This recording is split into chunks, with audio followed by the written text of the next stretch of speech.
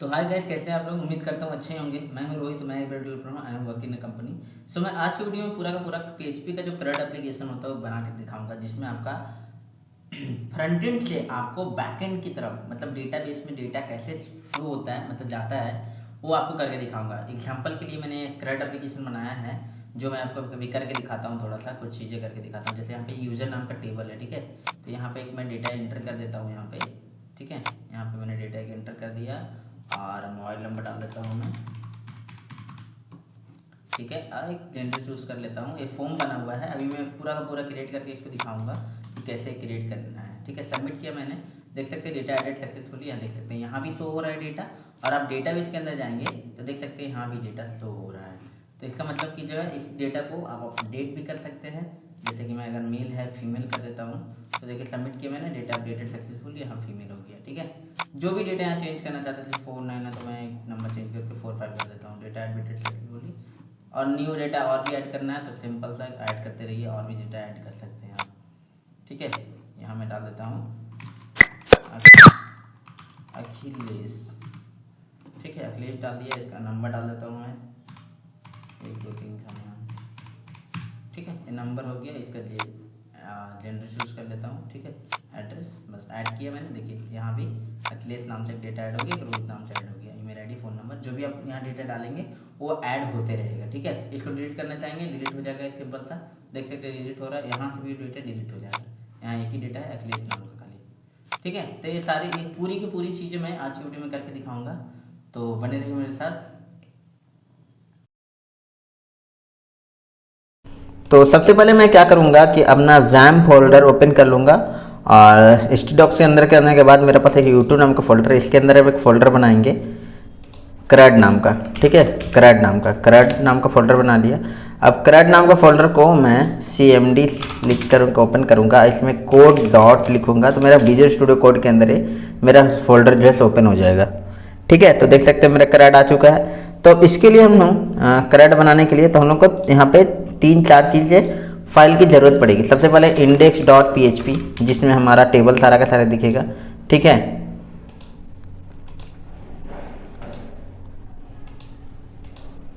दूसरा आ गया create.php, जिसमें हमारा क्रिएट होगा CRUD के लिए। फिर हमारा हो गया CRUD R हो गया, ये रीड जो हमारा index.php में हो जाएगा, ठीक है। ये update.php, और एक हमारा फाइल बन जाएगा delete.php, ठीक है। तो ये सारे फाइल्स हमने बना लिए हैं। अब हमारा फोल्डर को हम देखना है कि मेरा आ रहा है कि नहीं, फोल्डर शो कर रहा है कि नहीं। तो हम लोग लिखेंगे local host slash CRUD, sorry CRUD नहीं, सबसे पहले मुझे लिखना पड़ेगा यूट्यूब स्लैश CRUD, ओके। तो मेरा फाइल जो है आ रहा है, क्योंकि ये फाइल ब्लैंक है तो मुझे इसमें कोई डेटा शो नहीं हो रहा है, ठीक है। तो अब हम लोग चलेंगे बूटस्ट्रैप के वेबसाइट पे, बूटस्ट्रैप, वहाँ से हमारा स्टार्टअप टेम्पलेट वहाँ से उठा लेना मुझे,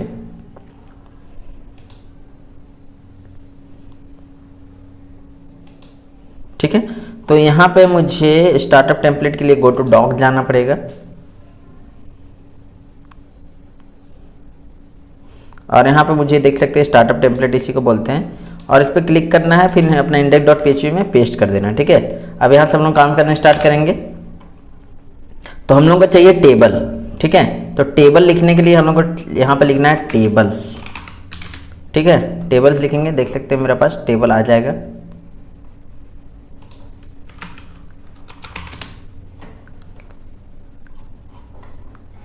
अगर नहीं आ रहा है तो यहाँ पे जाएंगे, देख सकते हैं यहाँ पे मॉडल लिस्ट ग्रुप सारा का सारा आ जाएगा। तो यहाँ पे हमें टेबल भी दिख जाना चाहिए,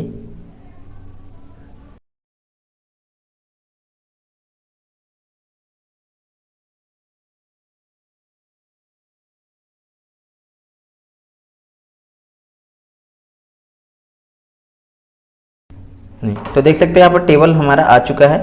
तो हमें जो है इसमें से कौन सा टेबल लेना है वो कोई भी ले सकते हैं आप, एज योर विश। तो मुझे जो है सो उसका स्टार्टर वाला ही ले लेते हैं, ये वाला। अब इसमें हम लोग जैसे जैसे CSS लगाएंगे उसके अकॉर्डिंग चेंज होते रहेगा, ठीक है। तो फॉर्मेट डॉक्यूमेंट कर लेते हैं इसको, और इसको हम लोग लिख देते हैं PHP CRUD, ठीक है, PHP CRUD लिखते हैं और बस देख सकते हैं मेरा टेबल यहाँ आ चुका है। एक बार रिफ्रेश भी कर लेते हैं। अब देखिए ये थोड़ा सा अजीब टाइप का दिख रहा है, तो इसको मुझे थोड़ा सा मॉडिफिकेशन करना होगा थोड़ा अच्छा दिखने के लिए। तो हम लोग को div लगाएंगे, यहाँ पे यूज़ करेंगे और div डॉट कंटेनर का यूज़ करेंगे, ठीक है, कंटेनर यूज़ कर लेंगे हम लोग यहाँ पे। अब फिर इसके बाद टेबल को यहाँ पर डालेंगे तो इसके बाद थोड़ा बेटर दिखेगा, ठीक है। तो देख सकते हैं थोड़ा बेटर दिख रहा है।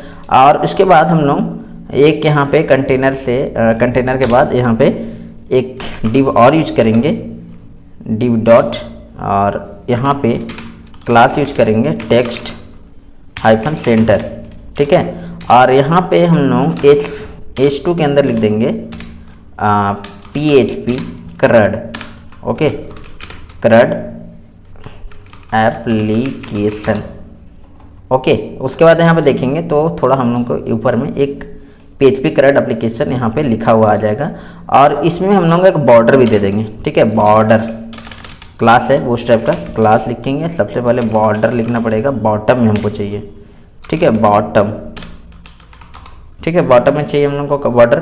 तो देखते हैं बॉर्डर में बॉर्डर आया कि नहीं आया है, तो आ चुका है, ठीक है। अब हमारा जो है नीचे से थोड़ा सा हम लोग दे देंगे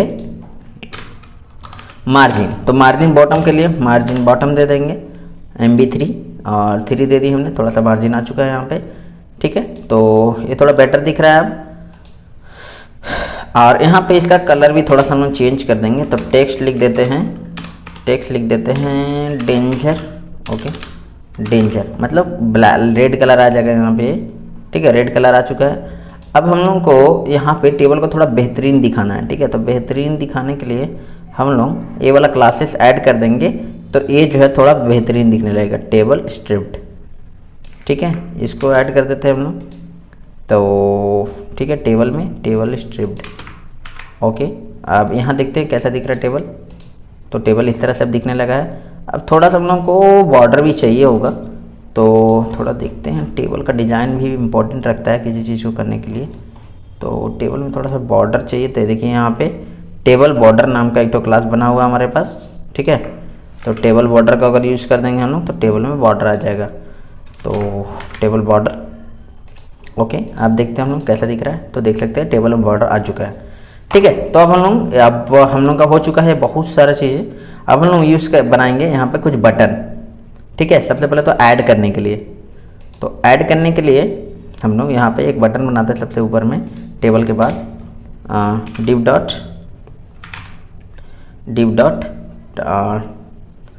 dot row, okay, div dot row और div डॉट कॉल 6 कॉल 9 ले लेते हैं यहाँ पे, और फिर इस वालों को हमको यूज़ नहीं करना है, तो div डॉट कॉल 3, ठीक है। क्यों मैंने कॉल 9 कॉल 3 क्यों लिया, एक मैं अभी शो कर देता हूँ अभी। तो यहाँ पे मुझे एंकर टैग लेना होगा, एंकर टैग लेने के अंदर इसके अंदर हम लोग लिखना पड़ेगा क्रिएट डॉट PHP, ओके। और यहाँ पे मैं लिखूँगा ऐड न्यू, ठीक है, ऐड न्यू। और इसके अंदर हम लोग देखते हैं क्या मुझे अभी आउटपुट दिख रहा है। तो देखिए यह बटन जो है सो यहाँ आ चुका है, ठीक है। इसीलिए मैंने यहाँ पे 9 का यहाँ पे मैंने स्पेस 2 स्पेस मैंने लिया, इंस्पेक्ट करके मैं शो करता हूँ, ठीक है। देखिए मैंने यहाँ 2 स्पेस लिया है, एक स्पेस यहाँ से यहाँ तक है और 3 वाला का यहाँ से यहाँ तक है, ठीक है। तो मुझे मार्जिन पैडिंग देना पड़ता, इसकी वजह से मैंने ग्रिड सिस्टम का यूज़ करके इसको बनाया, ठीक है। तो इसमें हम लोग क्लासेस दे देते हैं, ठीक है, टेक्स्ट नहीं, BTN दे देते हैं, और BTN दे देते हैं हम लोग प्राइमरी, ठीक है। BTN प्राइमरी दे दिया हमने। अब देखते हैं इसका बटन थोड़ा बेहतरीन दिख रहा है, थोड़ा बटन छोटा कर देते हैं हम लोग BTN SM, ओके, ठीक है। ऊपर से थोड़ा सा हम लोग दे देते हैं इसमें पैडिंग, मार्जिन बॉटम से दे देते हैं 2 दे देते हैं, ठीक है। एक्चुअली 3 दे दिए हमने, ठीक है। तो अब देखते हैं कैसा दिख रहा है, तो थोड़ा बेहतरीन दिख रहा है, अच्छा दिख रहा है। तो अब इस पर क्लिक करने पे मुझे न्यू वाला वेबसाइट पेज पे चला जा रहा है, तो जो वहाँ पे कुछ नहीं है तो कुछ नहीं दिख रहा है। तो हम लोग यहाँ पे यूज़ कर लेंगे पहले वाला जो हमने बनाया था, हाँ उसी फॉर्म को यूज़ करेंगे, कोई नया फॉर्म यूज़ नहीं करेंगे। तो हम लोग को यहाँ पे एक कनेक्शन फाइल बनाएंगे इंक्लूड नाम का, ठीक है। और इसमें एक तो फाइल हम लोग बना लेते हैं inconfig.php, जो कि हम लोग पहले भी हम लोगों ने बनाया था, ठीक है। तो यहाँ पर हम लोग कनेक्शन बना लेंगे $कनेक्शन। सबसे पहले PHP टैग को ओपन कर लेते हैं, ओके। और यहाँ पे क्या हो गया,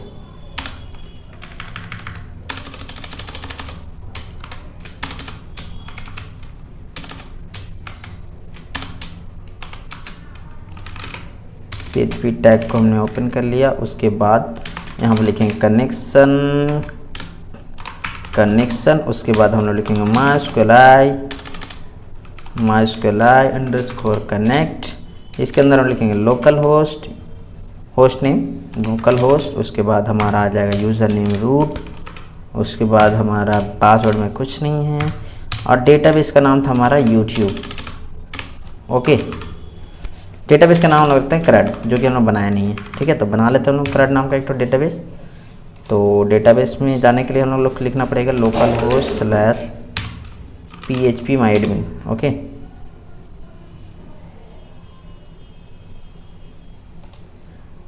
तो हम लोग एक न्यू डेटाबेस बना लेते हैं, यहाँ पे लिख देते हैं CRUD, ओके। CRUD नाम का डेटाबेस रेडी है मेरा। उसके बाद ये यूज़र डेटा वाला जो टेबल है, इसको हम लोग एक्सपोर्ट कर लेते हैं और इसमें इंपोर्ट कर लेंगे, ओके, ताकि हमारा सेम टेबल बन जाए CRUD नाम का। इसमें हम इंपोर्ट कर लेंगे इसी टेबल को, यूज़र डेटा, और इसको इंपोर्ट कर लेते हैं सिंपल सा, ठीक है। अब ये टेबल जो है इसमें भी आ चुका है हमारा, तो इसी टेबल को हम यूज़ कर लेंगे एज अ CRUD के लिए भी, ठीक है। क्रिएट अपडेट डिलीट के लिए हम लोग इसी टेबल को यूज़ कर लेंगे। तो सबसे पहले हमारा कनेक्शन बन चुका है, अब इसके अंदर इंक्लूड भी हो गया है। अब हम लोग CRUD करके देखते हैं कि डेटा जाता है कि नहीं, ठीक है। तो add.php जाते हैं, तो ये फॉर्म खुल गया मेरा।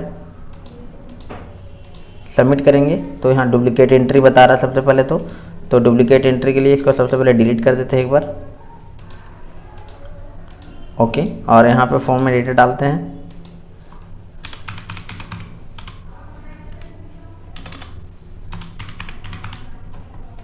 ठीक है। और यहाँ पे मेल डाल देते हैं, सबमिट किए।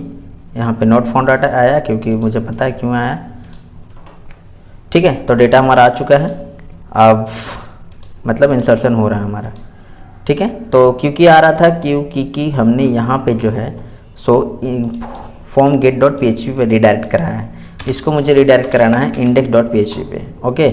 अब देखिए मुझे ये एरर नहीं आएगा अगेन, ठीक है। यहाँ पे जो है ईमेल मुझे थोड़ा चेंज करना पड़ेगा, ठीक है। और जैसे ही मैं यहाँ सबमिट करता हूँ तो देखिए इस वाले पेज पे आ गया, ठीक है। इस वाले पेज पे आ गया और फॉर्म में डेटा भी चला गया, ठीक है। तो फॉर्म में डेटा चला गया, लेकिन इस डेटा को हम गेट कैसे करेंगे? तो डेटा गेट करने के लिए हम लोग को सबसे पहले तो इसके अंदर हम लोग कनेक्शन को लाना पड़ेगा, डेटाबेस कनेक्शन को। तो हम लोग जो है डेटाबेस कनेक्शन को सबसे पहले लेके आते हैं, इंक्लूड कराएंगे इसमें भी कनेक्शन को, सेम चीज़ को यहाँ पे इंक्लूड करा रहे हैं, ठीक है। अब यहाँ पे इंक्लूड वंस कराइए, ठीक है, जब भी कराते हैं तो।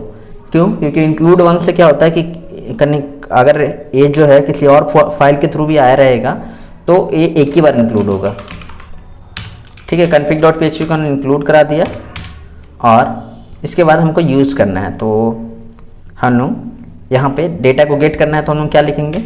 यहाँ पे SQL क्वेरी लिखते हैं हम लोग, SQL_query, ठीक है। इसके अंदर हम लोग SQL का क्वेरी लिख देते हैं। तो गेट करने का क्वेरी क्या है मेरा? गेट करने का क्वेरी है select star from user data where 1, ठीक है। तो सारा का सारा डेटा मेरे को यहाँ से मिल जाएगा। तो यहाँ पे हम लिखते हैं ये दिस क्वेरी मेरा आ चुका है। और उसके बाद mysqli मुझे रिजल्ट मिल जाएगा यहाँ से रिजल्ट कोई ज़रूरी नहीं है कि रिजल्ट ही लिखें, आप कुछ भी लिख सकते हैं, mysqli_query, ठीक है। और इसके अंदर हम सबसे पहले कनेक्शन भेजना पड़ता है, उसके बाद SQL क्वेरी, ठीक है। SQL क्वेरी लिखा हमने और इसके बाद एंटर कर दिया। अब इस चीज़ को हटा देते हैं, हम लोग को ज़रूरत नहीं है इतना सारा TR का। अब हमारा TR का ज़रूरत नहीं है इतना सारा का, हम लोग को सिर्फ एक TR का ज़रूरत पड़ेगा, ठीक है। और इसके अंदर हम लोग एक लूप चलाएंगे जिससे हमारा डेटा सारा का सारा आएगा। तो वाइल चला देते हैं हम यहाँ पे, और रो में सारा डेटा चला जाएगा mysqli_fetch_associative, ओके। और इसके अंदर हम लोग रिजल्ट को डाल देंगे और यहाँ पे जो है सो लूप को हम लोग बंद कर देते हैं। देखते हैं मेरा डेटा आ रहा है कि नहीं आ रहा। अभी शो नहीं होगा बट डेटा ये रिपीट होगा क्योंकि हमने यहाँ 1 दिया है तो लूप के अंदर है तो 2 बार यहाँ ज़रूर शो होगा। ठीक है, चलिए चेक कर लेते हैं। तो देखिए यहाँ आ रहा है वो चीज़। अब यहाँ पे हम लोग इसको प्रिंट भी कर लेंगे। तो सबसे पहले इस सीरियल नंबर के लिए हम लोग यहाँ पे ग्लोबल वेरिएबल डिफाइन कर देंगे इस नंबर, ठीक है, इक्वल टू 1। क्यों? क्योंकि यहाँ पे सीरियल नंबर यहाँ शो भी करना है मुझे। तो यहाँ पे सीरियल नंबर शो करने के लिए $S नंबर, ठीक है। अब यहाँ पे अगर चेक कीजिएगा तो देखिए 1 2 करके इंक्रीज होगा। ये नहीं हो रहा क्या? यस, क्यों नहीं हो रहा है? क्योंकि यहाँ पे मैंने प्लस प्लस नहीं किया है। तो $S नंबर को अगर प्लस प्लस में कर दूँ तो देखिए यहाँ पे अब जो है सो 1 2 करके दिखाएगा। ठीक है, देख सकते हैं 1 2 करके दिखा रहा है। अब मुझे यहाँ पे नेम वगैरह को चेंज करना होगा। तो सबसे पहले जो कॉलम का नाम है मुझे वही कॉलम का नाम यहाँ लिखना पड़ेगा। ऐसा ज़रूरी नहीं है, कुछ भी लिख सकते हैं आप, लेकिन जो एक्सटेंडेड तरीका होता है वही मैं बता रहा हूँ। ठीक है, तो यहाँ मुझे नेम में नेम लिखना है, ठीक है, ईमेल में ईमेल लिखना है,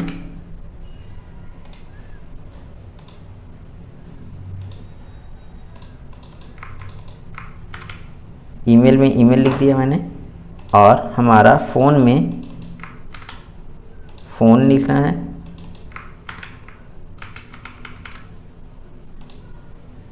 पिन कोड में पिन कोड लिख देना है, जेंडर में जेंडर लिख देना है, और एड्रेस में हमारा एड्रेस लिख देना है। ठीक है, तो सारा कॉलम का नाम यहाँ आ जाएगा। ओके, तो अब देखते हैं कि क्या होता है यहाँ पे। इसको मैं बंद कर देता हूँ। तो यहाँ पे देख सकते हैं सारा का सारा कॉलम का नाम मेरा आ चुका है। तो यहाँ पे भी मुझे सेम ही करना पड़ेगा। ठीक है, यहाँ पे भी मुझे उसी कॉलम का नाम भी लिखना पड़ेगा।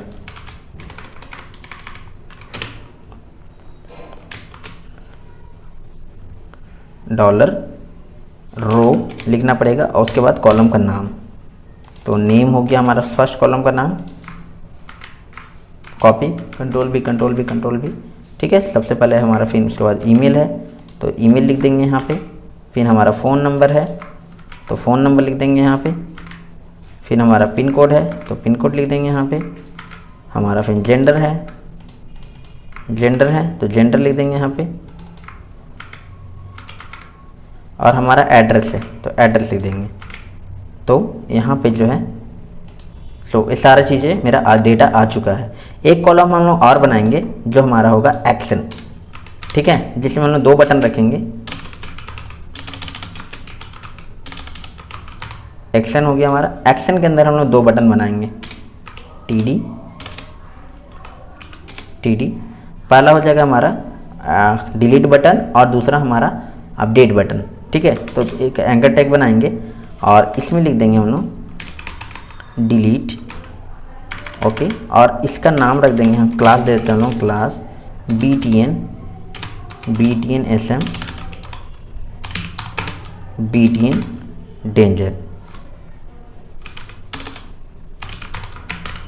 ठीक है, तो अब देखते हैं ब्राउज़र में क्या शो हो रहा है। तो देख सकते हैं ये हमारा बटन आ चुका है यहाँ पे। तो BTN SM मुझे यहाँ पे, ठीक है, तो अब एक और बटन बना लेंगे इसका। और इसका हम लोग साइज़ जो दे देंगे ना, ये TH का, ये हम लोग कॉल स्पेन 2 दे देते हैं। क्यों? क्योंकि 2 बटन इसके अंदर डायरेक्ट आ जाएगा। कॉल स्पेन 2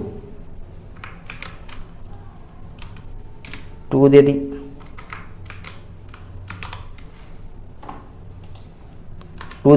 तो इसके अंदर 2 बटन आराम से आ जाएगा। अब इसी बटन को मैं कॉपी करूँगा, ठीक है, और इसके अंदर डाल दूँगा। ठीक है, और इसका चेंज कर देते हैं हम लोग वार्निंग बटन से। ठीक है, और इसका नाम रख देते हैं हम लोग एडिट। ओके, अब यहाँ पर देखते हैं कि क्या मुझे आउटपुट मिलता है। तो देख सकते हैं 2 बटन आ चुका है, एक्शन के अंदर 2 बटन है। ठीक है, इस पर क्लिक करेंगे तो कहाँ जाना चाहिए वो हम लोग href के अंदर डिफाइन कर देते हैं। तो href लिखेंगे यहाँ पे, सॉरी,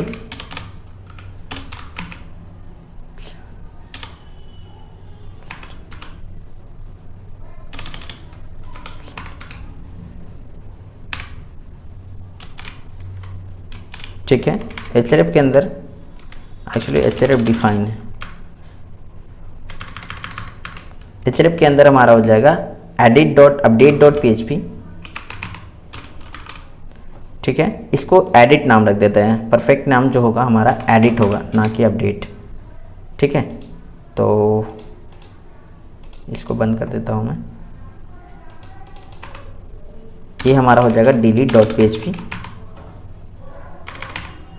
और ये हमारा हो जाएगा edit.php, ठीक है।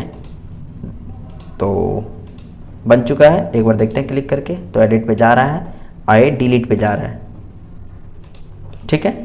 तो इसका हम लोग कोड सिंपल सा लिख देते हैं, कोई बड़ा कोड नहीं है इसका। अगर हम लोग को डेटा को डिलीट करना है तो सबसे पहले हम लोग को यहाँ से आईडी गेट करना पड़ेगा, तो आईडी हम लोग भेजना पड़ेगा मुझे, ठीक है। तो सबसे पहले इसका कोड हम लोग लिख देते हैं, मुझे आईडी मिलना चाहिए, ठीक है। तो अभी हम लोग क्लिक कर रहे हैं तो इसमें कुछ जा नहीं रहा है, ठीक है। एडिट पे डायरेक्ट चल जा रहा है लेकिन कुछ आईडी उडी नहीं जा रहा है, लेकिन हम लोग को आईडी सेंड भी करना है। तो क्वेश्चन मार्क आईडी लिख देंगे हम लोग और इक्वल टू इसका आईडी जो है हम लोग डायरेक्टली सेंड कर सकते हैं। लाइक अगर हम लोग यहाँ पर लिख दें रो के अंदर का जो आईडी है उसको सेंड कर दो, तो हम लोग आईडी यहाँ लिख देंगे और सेम थिंग इसमें भी करेंगे, सेम चीज़ इसमें भी करेंगे,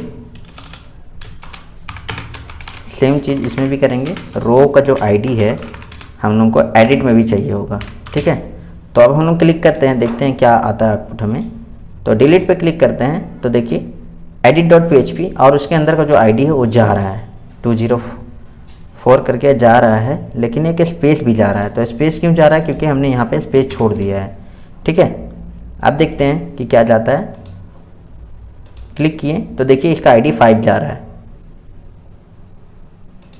यहाँ पे मैंने शायद आईडी नहीं लिखा है, ये देख सकते हैं। तो आईडी मुझे यहाँ लिखना है क्योंकि इसी वेरिएबल को हम वहाँ गेट करेंगे। तो edit.php पे क्लिक करते हैं तो id इक्वल टू 4 और delete.php पे क्लिक करते हैं तो same delete.php but id equal to 4। Okay, तो अब मुझे id यहाँ पे गेट हो जाएगा। अगर हम सबसे पहले एडिट में चेक करते हैं और डॉलर लिखते हैं गेट और उसके बाद लिखते हैं id, ओके। और उसके बाद हम लोग एको करना चाहेंगे तो हमारा जो आईडी है वो हमारी रिसीव हो जाएगा। तो एक बार देखते हैं edit.php पे क्लिक करके, तो 4 मुझे एको करके दिख रहा है, ठीक है। तो इसी आईडी को हम यूज़ कर लेंगे डिलीट करने के लिए भी और अपडेट करने के लिए। तो अपडेट करने के लिए सबसे पहले हम लोग डिलीट का कोड लिख लेते हैं, ओके। तो इस कोड को कॉपी करेंगे हम लोग और इसमें पेस्ट करेंगे। तो डिलीट का बहुत सिंपल सा कोड है, कोई ज़्यादा कॉम्प्लिकेटेड कोड नहीं है, ठीक है। इसके अंदर हम लोग SQL क्वेरी लिखेंगे, SQL_query, ओके। और इसके अंदर हम लोग क्या करेंगे कि इस डेटा को सबसे पहले हम लोग डिलीट का क्वेरी भी कॉपी कर लेते हैं क्योंकि हम लोग लिखना नहीं चाहते क्वेरी, ठीक है। तो डिलीट पे क्लिक करेंगे, ये देख सकते हैं यहाँ पे। तो डिलीट का हमको कोड मिल जाएगा, ठीक है, क्वेरी मिल जाएगा। क्वेरी को सिंपल सा क्वेरी के अंदर पेस्ट कर देना है, ओके। वेयर कंडीशन में हम लोग का क्या करना है कि जिसका आईडी वहाँ जो आईडी रिसीव हो रहा है उसी आईडी को डिलीट करो सिर्फ, ऐसा नहीं हो कि पूरा डेटा ही डिलीट हो जाए। तो ID equal to ID, okay. और अगर हमारा MySQL क्वेरी ठीक से एग्जीक्यूट कर जाता है तो रिजल्ट के अंदर उसका डेटा स्टोर करा दो और MySQL क्वेरी सबसे पहले चलाओ।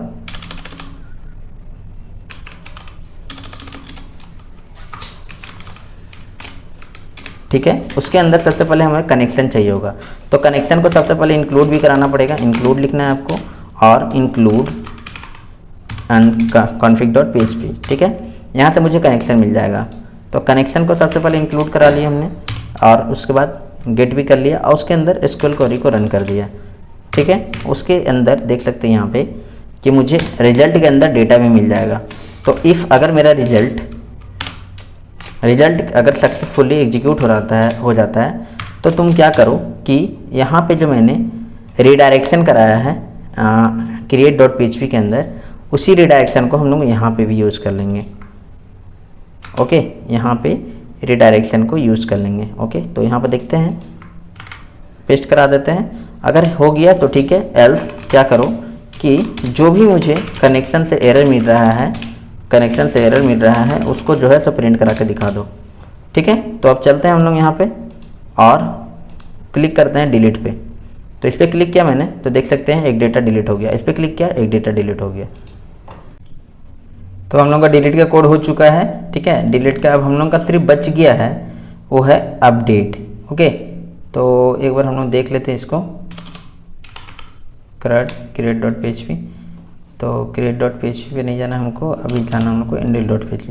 तो एक बार एक तो डेटा हम लोग ऐड कर लेते हैं यहाँ पे कुछ भी, ठीक है, यहाँ पे और सबमिट कर देते हैं। ठीक है, तो एक डेटा मेरा एडिट हो चुका है यहाँ पे। तो हम लोग का बच चुका है एडिट, सिर्फ एडिट बच चुका है, बाकी हम लोग का डिलीट भी हो ही चुका है, डिलीट भी हो रहा है। ठीक है, तो यहाँ पे हम लोग क्या करते हैं, एडिट में जाते हैं और इसका हम लोग फॉर्म के लिए हम लोग क्या करेंगे, create.php का जो फॉर्म है पूरा का पूरा उसी फॉर्म को हम लोग उठा लेंगे। ऐसा नहीं कि हम लोग अलग से पूरा कोड लिखेंगे। ठीक है, तो यहाँ से हम लोग बॉडी को और हेड को कॉपी कर लेते हैं, पूरा HTML को यहाँ से उठा लेते हैं। ठीक है, उठा करके और सिंपल से edit.php में जाएंगे, edit.php के अंदर ये फॉर्म को पूरा डाल देंगे। ठीक है, जो हमने create.php में बनाया था। ठीक है, तो एक बार देख लेते हैं एडिट में फॉर्म आ रहा है कि नहीं आ रहा। ठीक है, तो PHP form post method form. ठीक है, तो ये आ चुका है। तो ये मेरा पूरा अच्छे से काम कर रहा है। ठीक है, तो अब मुझे सब अपडेट करने के लिए मुझे इसमें डेटा आना चाहिए। ठीक है, तो आने के लिए हम लोग क्या करेंगे, यहाँ पे सबसे पहले हम लोग को डेटा लाना पड़ेगा। तो यहाँ ID आ रहा है कि नहीं पहले चेक कर लेते हैं, $ID यहाँ प्रिंट करके देख लेंगे एक बार। ठीक है, तो यहाँ पे देखते हैं चेक करके, तो मुझे ID जो है मिल रहा है 6 ID है। ठीक है, ID यहाँ दिख रहा है। तो अब मेरा एक चीज़ तो मुझे कंफर्म हो गया कि मेरा ID क्या है वो मुझे मिल जाएगा। ठीक है, तो इसके लिए हम सबसे पहले लिखेंगे SQL क्वेरी। तो डॉलर लिखेंगे सबसे पहले, $get_SQL_query। क्योंकि हम लोग को डेटा को गेट करना है तो गेट लिखा हमने, एक प्रीफिक्स ऐड किया। आप कर भी सकते हैं, नहीं भी कर सकते हैं, एज योर विश। तो उसके बाद हम लोग phpMyAdmin को ओपन कर लेंगे। ठीक है, phpMyAdmin को ओपन कर लेते हैं।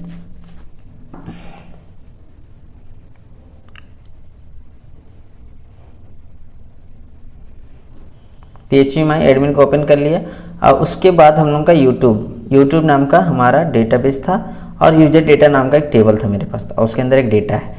तो अब SQL पे जाते हैं हम लोग और हम लोग को इसका क्या चाहिए कि एक पर्टिकुलर यूज़र का हमको डेटा चाहिए। ठीक है, तो पहले तो ये हो जाएगा क्वेरी हमारा हो जाएगा सिंपल क्वेरी।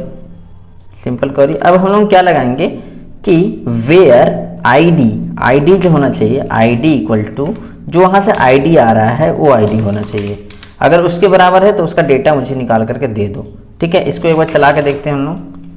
ठीक है, इको करके देखते हैं और इस क्वेरी को हम रन भी करेंगे। ठीक है, इस पर देखिए यहाँ क्वेरी आ चुका है मेरा। अब इक्वल टू 6 आया, अगर इसको हम रन करते हैं यहाँ पे तो देखिए हम लोग को कुछ डेटा मिलना चाहिए यहाँ पे। ठीक है, गो किए तो देखिए यहाँ डेटा जो है सो नहीं मिल रहा है। क्यों नहीं मिल रहा है एक बार देखते हैं हम लोग। ID यहाँ 6 नहीं है, एक बार रिफ्रेश करते हैं इसको। ठीक है, और ID 6 मिल रहा है। ID 6 क्यों मिल रहा है एक बार देख लेते हैं हम लोग यहाँ पे। तो इंडेक्स पे जाते हैं और यहाँ पे क्या ID इसे प्रिंट किया हुआ है कि यहाँ 6 मिल रहा है। शायद हमने डेटाबेस सॉरी यहाँ CRUD नाम का डेटाबेस है। ठीक है, तो CRUD नाम का डेटाबेस में हम लोग को सर्च करना था। तो इस क्वेरी को फिर से मैं रन करूँगा यहाँ पे और गो करूँगा तो देखिए मुझे एक डेटा मुझे शो हो रहा है। ठीक है, इसका मतलब कि ये सक्सेसफुली काम कर रहा है, रन कर रहा है। तो इसको MySQL क्वेरी को सबसे पहले रन करना पड़ेगा। इस सारे को मैं पहले बंद कर देता हूँ। ठीक है, डिलीट को भी बंद कर देता हूँ मैं और वेलकम को भी बंद कर देता हूँ। ठीक है, तो यहाँ पे जाते हैं, एक क्वेरी मेरा रन कर रहा है तो उसके बाद मुझे इस क्वेरी को रन भी कराना पड़ेगा। ठीक है, तो गेट अंडरस्कोर रिजल्ट के अंदर उस क्वेरी का डेटा को डाल देंगे और सबसे पहले हम लोग रन करेंगे MySQLi_query। ठीक है, इसके अंदर सबसे पहले हमें कनेक्शन पास करना पड़ेगा। तो कनेक्शन पास करने के लिए हमको कनेक्शन को इंक्लूड भी कराना पड़ेगा। ठीक है, तो सबसे पहले इंक्लूड लिखेंगे हम लोग, इंक्लूड वंस, एक ही बार हमको इंक्लूड कराना है और इंक्लूड के अंदर है config.php। ठीक है, config के अंदर ही कनेक्शन का कोड लिखा हुआ है। यहाँ पर हम लोग लिखेंगे कनेक्शन। ठीक है, और उसके बाद get SQL query $get SQL query. ठीक है, ये लिखा आ चुका है मेरा। अब देखते हैं कि इसके अंदर मुझे क्या डेटा रिजल्ट मिलता है। ठीक है, प्रिंट गेट रिजल्ट के अंदर मुझे क्या डेटा मिलता है। ठीक है, गेट रिजल्ट देखते हैं, प्रिंटर करके एक बार देखते हैं तो क्या डेटा हमको मिलता है। यहाँ से पता चल जाएगा। तो यहाँ देखिए हमको एक ऑब्जेक्ट मिलता है। क्या मिलता है? MySQL का ऑब्जेक्ट मिलता है। इसके अंदर हम लोग क्या मिलता है? करंट फील्ड कितना है? 0। फील्ड का काउंट कितना है? 7। लेंथ कितना है? लेंथ कितना है? क्योंकि 7 क्यों दिखा रहा है? क्योंकि इसका आईडी जो है 6 है। ठीक है, फील्ड स्टार्ट होता है 0 से। ठीक है, नंबर ऑफ रोज कितना है? 1। मतलब यहाँ आईडी के बिहाफ में 1 ही रो मिला है उसको। और टाइप क्या है? टाइप 0 है। ठीक है, तो एक ऑब्जेक्ट है, तो ऑब्जेक्ट के अंदर डेटा को गेट करने के लिए हम लोग क्या लिखते हैं? एक हम लोग को मेथड आता है MySQL क्वेरी। ठीक है, तो इसके अंदर हम लोग रो लिखेंगे, रो नाम का कितना रो है वो हमको रिटर्न कर देगा MySQL i। बहुत सारे मेथड है। अगर हम लोग को चाहिए एसोसिएटिव एरे तो सिर्फ एसोसिएटिव लिखेंगे। अगर एरे चाहिए तो एरे विथ एसोसिएटिव मिलेगा हमको। ठीक है, तो MySQL _fetch_ एरे। ये देखिए ये क्या देता है हम लोग को? डॉल्सन गेट रिजल्ट। ये क्या डेटा हम लोग को देता है? इसको एक बार प्रिंटर करेंगे रो को। ठीक है, और $रो। ठीक है, तो ये क्या रिजल्ट देता है इसको पहले देखिए। ये हम लोग को रिजल्ट देता है, पहले इको कर लेंगे, वहाँ पे प्री भी कर लेते हैं तो हम लोग को ज़्यादा बेटर अच्छा से तरीका से दिख पाएगा। ठीक है, तो प्री कर लेते हैं यहाँ पे।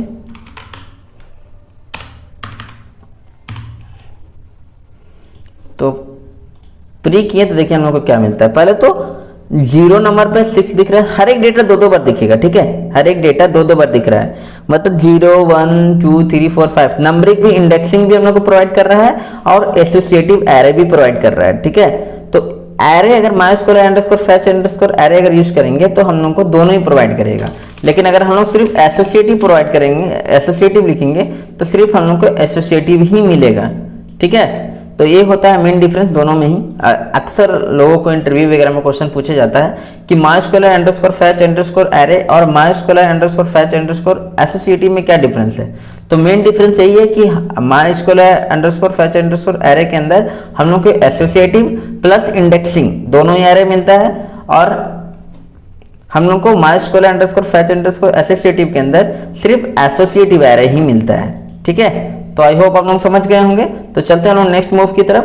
तो हम लोग को रो के अंदर डेटा मिल चुका है। अब हम लोग इस रो के डेटा को यहाँ पे प्रिंट करेंगे, मतलब फैच करेंगे। ठीक है, तो सबसे पहले नेम में हम लोग को वैल्यू एट्रीब्यूट लिखना पड़ता है। अब वैल्यू में जो भी हम लोग डेटा लिख देते हैं, जैसे मैंने RJA लिख दिया, चलिए मैंने राजा लिख दिया। ठीक है, अब राजा को लिख दिया तो यहाँ पे जो है सो राजा प्रिंट हो जाएगा। देखिए आ चुका है रहा राजा। तो ऐसे ही उस वैल्यू के अंदर जो भी डेटा आ रहा होगा, एग्जाम्पल के लिए यहाँ पे मैंने लिखा। ठीक है, अब देखिए इसके जगह पे आप ऐसे भी लिख सकते हैं, ऐसा कोई जरूरत नहीं है। लेकिन वो जो एक शॉर्ट फॉर्म है, रो लिखा मैंने और यहाँ पे मैंने लिख दिया नेम। ठीक है, नेम लिख दिया तो देखिए यहाँ पर नेम प्रिंट हो जाएगा। नेम रोहित कुमार आ चुका है। ठीक है, जबकि मैंने यहाँ रोहित कुमार लिखा नहीं है, और डायनेमिकली डायरेक्ट डेटाबेस के टेबल से आ रहा है, यहाँ से आ रहा है। ठीक है, तो देखिए यहाँ रोहित कुमार आ चुका है।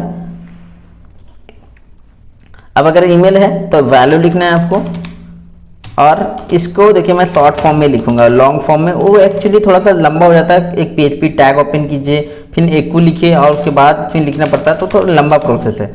उसकी जगह पर आप इसको यूज़ कर सकते हैं, ज़्यादा बेटर तरीका है। और PHP में यही रिकमेंडेड भी है अगर आपको कोई डेटा, एक सिंगल डेटा को प्रिंट करना है तो ईमेल मैंने लिखा, ईमेल लिखा। ठीक है, अब ऐसे कर करके मैं सबको कॉपी पेस्ट करते जाता हूँ, क्योंकि मैं बार बार सारे को लिखूंगा नहीं। ठीक है, वैल्यू लिख दिया, फिर हो गया इसमें भी। अब जेंडर के लिए मुझे चेंज करना पड़ेगा। एड्रेस के लिए मैं टेक्स्ट एरिया में लिखूंगा। ठीक है, यहाँ पे वैल्यू नहीं होता है। एक बात का ध्यान रखिएगा, टेक्स्ट एरिया के अंदर वैल्यू नहीं होता है, वैल्यू एट्रीब्यूट नहीं होता है। ठीक है, उसके बाद हमारा आ जाता है बटन। ठीक है, तो देखिए यहाँ एड्रेस नेम लिखा हुआ है, तो जो वैल्यू यहाँ कॉलम का नाम यहाँ एग्जिस्ट करता है टेबल के अंदर, उसी कॉलम का नाम आपको वहाँ पे लिखना है। ऐसे नहीं कुछ, देखिए एड्रेस के लिए मैंने एड्रेस ही लिखा है, तो मुझे यहाँ एड्रेस ही लिखना है। ठीक है, अब मुझे पिन कोड के लिए मैंने क्या नाम लिखा है? पिन कोड ही लिखा है। तो पिन कोड को यहाँ से कॉपी करूँगा और पिन कोड वाला मैं डाल दूँगा मैं, ठीक है।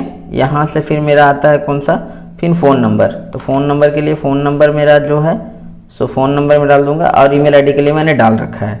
अब एक बार चेक करता हूँ कि मेरा डेटा यहाँ आ रहा है कि नहीं आ रहा है। तो देख सकते हैं सारा डेटा ही आ रहा है। फ़ोन नंबर में फ़ोन नंबर नहीं आ रहा है, क्यों नहीं आ रहा है? तो मैंने शायद से डेटाबेस के अंदर फ़ोन नंबर आई थिंक है कि नहीं, एक बार चेक कर लेते हैं। तो मेरा फ़ोन नंबर है नहीं, तो चलिए एक मैन्युअली डाल देते हैं, ठीक है। मैंने इसका डाल दिया फ़ोन नंबर। अब उसके बाद अगर मैं चेक करूं तो देखिए यहाँ फ़ोन नंबर भी आ रहा है, ठीक है। अब यहाँ एक देखिए जेंडर नहीं आ रहा है, ठीक है, जेंडर नहीं आ रहा। तो जेंडर को लाने के लिए हम लोग को क्या करना पड़ेगा? तो जेंडर के लिए हम लोग को लाने के लिए, जेंडर को लाने के लिए कुछ नहीं, एक ऑप्शन हम लोग को टैग बनाना पड़ेगा, ठीक है। एक ऑप्शन टैग बनाना पड़ेगा। पहले तो हम लोग को चेक करना पड़ेगा कि वो जेंडर एग्जिस्ट करता है कि नहीं करता, उसमें जेंडर डेटा है कि नहीं है। तो डॉलर रो करना पड़ेगा मुझे और इसमें जेंडर अगर इफ एक कंडीशन चेक कर लेते हैं हम लोग, इफ अगर जेंडर है, जेंडर नॉट इक्वल टू, अगर नल है, नॉट इक्वल टू नल है, तो क्या करो कि जो भी जेंडर है यहाँ पे एक ऑप्शन टैग को यहाँ से कॉपी कर लेते हैं, ठीक है, यहाँ से पेस्ट कर दिया मैंने। और देखिए इस तरह के कॉपी पेस्ट कैसे किया जाता है मैं पहले बता देता हूँ। जहाँ जिस भी वैल्यू को आपको कॉपी करना है, एग्जाम्पल के लिए इसको कॉपी करना है, ठीक है, तो यहाँ पे कर्सर लेके जाइए, बस कंट्रोल सी दबाइएगा तो कॉपी हो जाएगा, ठीक है, कंट्रोल भी दबाइएगा तो पेस्ट हो जाएगा, सिंपल, ठीक है। तो इसमें कोई बड़ा सा चीज़ नहीं है, मैंने बहुत बार किया है, तो शायद आप लोगों को हो सकता है डाउट हो रहा होगा कि कैसे कॉपी पेस्ट हो रहा है। तो आप लोग समझ जाइए इस चीज़ को कि ये कोई बड़ा चीज़ नहीं है। तो मैंने इसको एक बार फॉर्मेट डॉक्यूमेंट कर देता हूँ मैं, ठीक है। अब इसको मुझे डायनेमिक करना है। देखिए यहाँ पे तो अगर है तो आ जाएगा, एल्स नहीं है तो दिखाएगा कि सेलेक्ट चूज जेंडर, ठीक है। यहाँ से मैं यहाँ पे इसको बंद कर देता हूँ, ओके। तो फॉर्मेट डॉक्यूमेंट कर दिया मैंने। अब देखते हैं यहाँ पे कि जेंडर है कि नहीं है, ठीक है, जेंडर यहाँ मेल आ चुका है, ठीक है। अब मैं यहाँ से मेल में से कुछ अगर डेटा हटा देता हूँ, नल कर दिया मैंने इसको, ठीक है, तो अब यहाँ पे क्या आएगा? देखिए चूज जेंडर आ रहा है, ठीक है। तो आई होप आप लोग समझ गए होंगे कि कैसे काम करता है। कि मैंने एक कंडीशन डाला है कि उसमें डेटा, उसमें टेबल के अंदर मेरा जेंडर नाम का डेटा है कि नहीं है, जेंडर में कोई डेटा है कि नहीं। अगर है तो यहाँ पे जो भी जेंडर है, पहले तो मैंने स्टैटिकली यहाँ नेम लिखा है, लेकिन यहाँ पे जो भी जेंडर है, रो $, रो और उसके अंदर जेंडर, ठीक है, और यहाँ पे जेंडर, $, सॉरी, रो और उसके अंदर जेंडर, ठीक है। तो जो भी जेंडर है वो यहाँ पे शो हो जाएगा, ठीक है। यहाँ पे चूज अभी आ रहा है। अब एग्जांपल के लिए मैं यहाँ पे डाल देता हूँ मेल, ठीक है, मेल मैंने फिर से डाल दिया तो मुझे मेल यहाँ पे शो हो जाएगा। एक बार रिफ्रेश किया मैंने, यहाँ मेल मुझे दिखाई दे रहा है। अब देखिए यहाँ पे दो मेल दिखाई दे रहा है, तो एक अलग चीज़ है, अलग इसमें कंडीशन चेक करना पड़ेगा कि अगर इसके बराबर है तो ये नहीं दिखेगा, तो वो अलग चीज़ है, उसको हम ठीक कर लेंगे। लेकिन ये ऐसे काम करता है। एग्जाम्पल के लिए मैं अभी एक कंडीशन ना दूं, ठीक है, इसको मैं हटा देता हूँ, ठीक है, इसको मैं हटा देता हूँ, तो क्या होगा, ठीक है।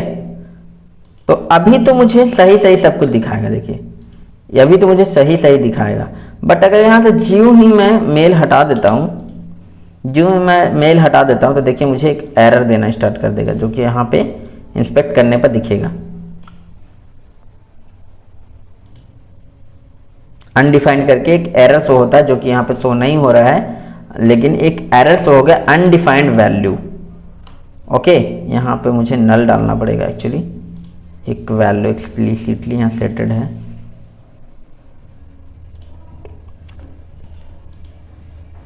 तो यहाँ पे एक अनडिफाइंड वैल्यू करके एक एरर शो होता है, इस वजह से यहाँ पे इस इफ कंडीशन का यूज किया जाता है। तो आई होप आप लोग समझ गए होंगे। और यहाँ पे इससे हमारा चूज जेंडर का भी एक ऑप्शन हम लोग का आ रहा है। तो सारा कुछ हमारा अरेंज हो चुका है, सारा कुछ आ चुका है, एड्रेस भी आ चुका है। अब मुझे लिखना है इसका अपडेट करने का कोड, ओके, तो अपडेट करने का कोड हम लोग कहाँ लिखेंगे, तो अपडेट करने का कोड भी हम लोग यहीं लिख देते हैं, कहीं दूसरी जगह जाने की ज़रूरत ही नहीं है। तो यहाँ पे हम लोग चेक कर लेंगे कि इफ़ अगर सबमिट है, इफ़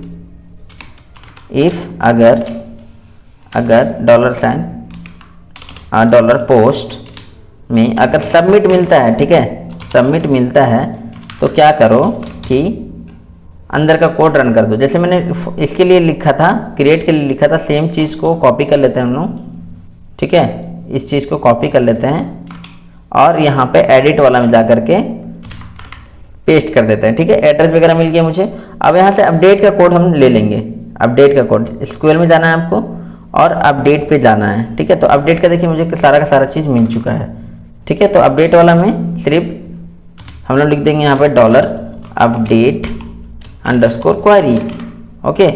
इसके डबल कोड के अंदर कोड को कॉपी पेस्ट कर देना है, ठीक है। तो आप डायरेक्टली इसको कर सकते हैं, या फिर एक तरीका है जिससे आप आईडी तो हटा दीजिए इसमें से, आईडी क्योंकि हमको अपडेट करना नहीं है, आईडी का भी अपडेट नहीं किया जाता है, ठीक है। एक इंडेंटेशन का रूल को फॉलो कर सकते हैं आप, जो कि बहुत ही बेहतरीन टेक्निक है अपडेट कोड को अपडेट करने के लिए, ठीक है। तो आप इस तरह से कोड को अरेंज कर दीजिए ताकि आपको थोड़ा सा चीज़ें प्रॉपर वे में दिख सके और थोड़ा बेहतरीन दिखता है ये चीज़ें, ठीक है। तो जैसे अगर आप नेम को अपडेट करना है तो नेम लिख दिया मैंने, ठीक है। ईमेल का जगह पर $email लिख दिया मैंने, जो भी ईमेल आएगा वहाँ से। फ़ोन के जगह पर $phone लिख दिया मैंने, $phone लिख दिया मैंने। और उसके बाद हमारा आ गया पिन कोड, $पिन कोड, ठीक है। पिन कोड की जगह पिन कोड लिखा गया और $जेंडर के जगह पे हमारा जेंडर आ गया और एड्रेस की जगह पे, ठीक है। तो हमारा एड्रेस की जगह पे हमारा एड्रेस आ जाएगा, ओके। तो चलिए अब देखते हैं हमारा अपडेट हो रहा है कि नहीं कोड। तो अभी नहीं होगा, क्यों नहीं होगा, क्योंकि यहाँ पे मैंने क्वेरी को एग्जीक्यूट नहीं कराया है। तो सबसे पहले मुझे क्या करना पड़ेगा, एक रिजल्ट के अंदर हम वैल्यू को डाल देते हैं, रिजल्ट के अंदर वैल्यू को डाल देते हैं, MySQL क्वेरी चला देते हैं। इसके अंदर हम लोग को चाहिए होगा कनेक्शन और उसके अंदर हम लोग को चाहिए होगा अपडेट क्वेरी, $अपडेट क्वेरी, ठीक है। तो अपडेट क्वेरी हमने चला दिया। अब हम लोग चेक करते हैं कि ये हो रहा है कि नहीं अपडेट, ठीक है। इफ़ अगर $रिजल्ट मिलता है हमको, ठीक है, तो अगर जैसे ही मेरा कोड अपडेट हो जाएगा, ठीक है, उसके बाद हम लोग एक इको चला देंगे स्क्रिप्ट के अंदर और स्क्रिप्ट हम लोग यहाँ पर लिख देते हैं, ठीक है, जावास्क्रिप्ट। तो स्क्रिप्ट लिखेंगे हम लोग, ठीक है, और स्क्रिप्ट को बंद कर देंगे, ठीक है। और इसके अंदर अलर्ट करा देंगे, अलर्ट क्या करा देंगे कि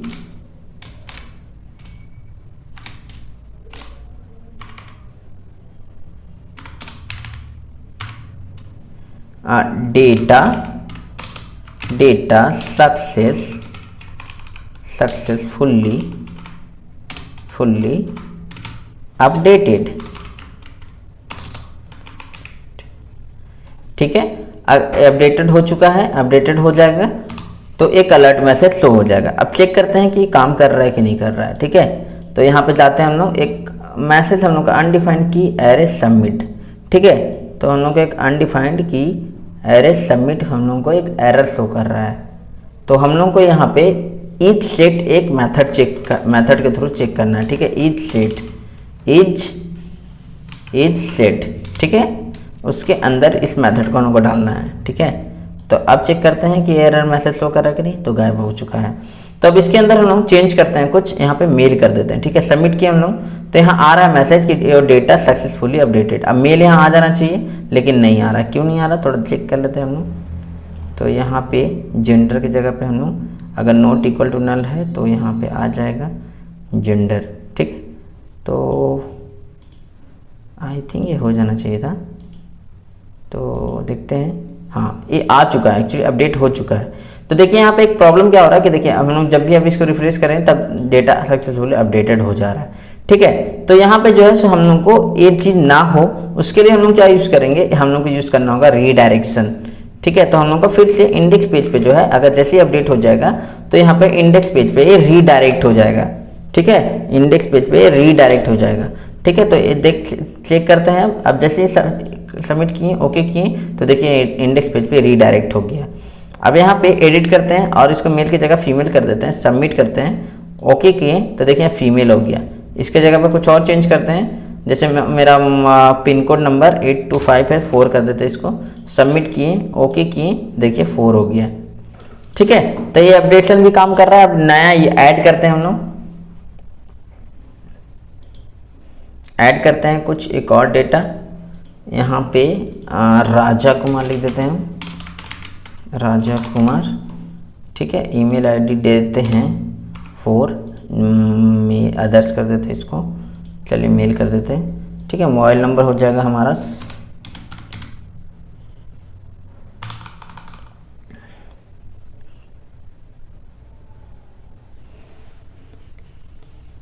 ठीक है, ये मोबाइल नंबर हो गया। अब सबमिट करते हैं, देखिए एक ऐड डेटा और हो चुका है। ठीक है, अब यहाँ पे एडिट करने जाएंगे और इसको सबमिट करते हैं।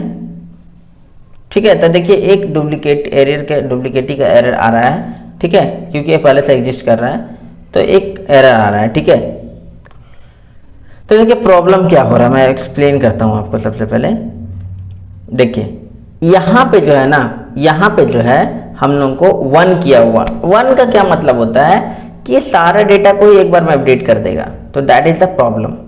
ठीक है, तो हम लोगों को जो है इसके आईडी के बिहाफ में अपडेट करना है। ठीक है, आईडी, चूंकि वो एक डेटा था इसीलिए अपडेट हो जा रहा था, अभी डबल डेटा आ गया है तो अपडेट नहीं हो रहा है। ठीक है, यहाँ आईडी लिख दिए हम लोग। अब अगर हम लोग इसको अपडेट करेंगे, अगर हम लोग इसको अपडेट करेंगे और कुछ भी चेंजेस करेंगे, अपडेट करेंगे, देखिए अपडेट हो रहा है। फिर नीचे वाला को भी कुछ चेंजेस करके, लाइक अगर इसको मेल की जगह फीमेल करके अपडेट करेंगे, देखिए अपडेट हो रहा है, कोई एरर नहीं दे रहा है। ठीक है, तो इस तरह से जो है सब पूरा का पूरा CRUD एप्लीकेशन हम लोग का रेडी हो चुका है।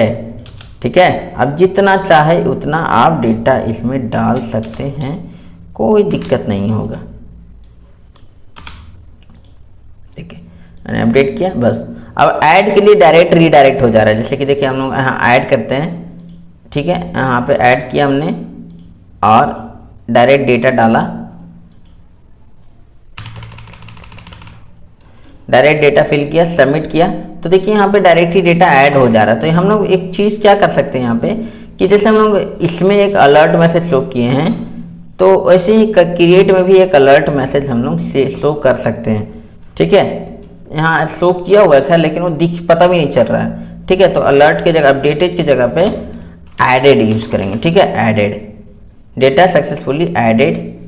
ठीक है, अब यहाँ पे ऐड करने जाएंगे, हम लोग ऐड करेंगे यहाँ पे। तो देखिए रोहित कुमार ऐड किया मैंने, और बस और एक बार मोबाइल नंबर डाल देते हैं। ठीक है, और सबमिट किया तो यहाँ पे आ रहा है डुप्लीकेट एंट्री रोहित। अच्छा, मैंने शायद ईमेल आईडी ये डाल दिया, डुप्लीकेट डाल दिया, तो मुझे डुप्लीकेट एंट्री शो कर रहा है। यहाँ पे ईमेल आईडी मैं चेंज कर देता हूँ, 2 कर देता हूँ। ठीक है, सबमिट करूँगा मैं, देखिए डेटा सक्सेसफुली एडेड एक मैसेज आया, ओके करूँगा तो देखिए मुझे यहाँ पे आ चुका है। ठीक है, अब इसको डिलीट करना है, डिलीट कर दीजिए, सिंपल सा, देखिए सब डिलीट हो रहा है, डिलीट डिलीट। तो आई होप आप लोगों को समझ में आ गया होगा कि ये चीज़ें कैसे काम कर रही है।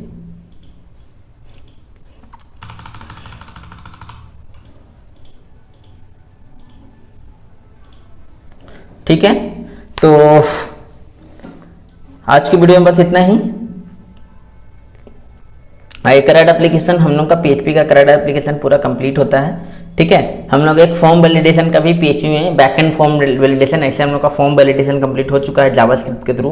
बट हम लोग एक PHP के थ्रू जो कि बैकएंड में फॉर्म वैलिडेशन होता है वो भी एक हम लोग देखने वाले हैं। बट हम लोग जो डायनेमिक वेबसाइट बनाएंगे उसी में ही हम लोग कर लेंगे, अलग से कोई वीडियो नहीं आने वाला है। ठीक है, क्योंकि हम लोग का बहुत सारी चीज़ें लेट हो चुकी है, जो कि हमने प्रॉमिस किया था उस चीज़ के अकॉर्डिंग नहीं हो पाया। लेकिन हम लोग डायरेक्ट ही CRUD जब हम लोग डायनेमिक वेबसाइट बनाएंगे उसी में ही हम लोग का फॉर्म वैलिडेशन भी हो जाएगा और उसी में हम लोग दिखा भी देंगे। ओके, तो आई होप ये वीडियो आप लोगों को अच्छी लगी होगी। अगर वीडियो आप लोगों को अच्छी लग रही है, वीडियो को प्लीज़ लाइक किया करो यार, बहुत कम लाइक आ रहे हैं आजकल वीडियो पे। वीडियो को लाइक किया करो और चैनल को सब्सक्राइब तो डेफिनेटली करो।